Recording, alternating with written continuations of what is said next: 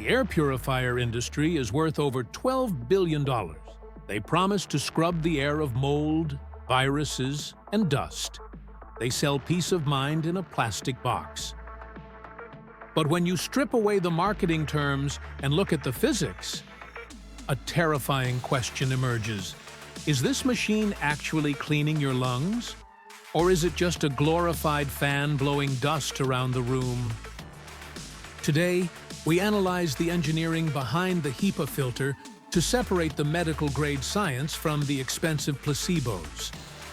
To understand if these machines work, we must look at the HEPA standard. HEPA stands for High-Efficiency Particulate Air.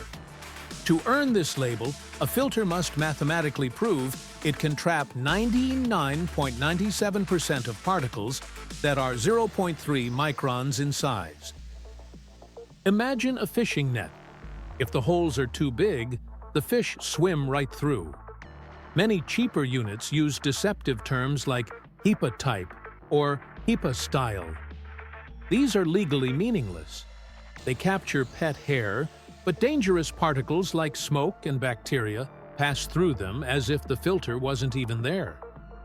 In controlled laboratory tests, non-HEPA fans fail to create the necessary vacuum pressure.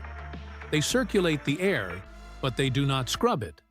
You are essentially paying for electricity to keep the dust airborne. Clean air is vital, but marketing is not filtration.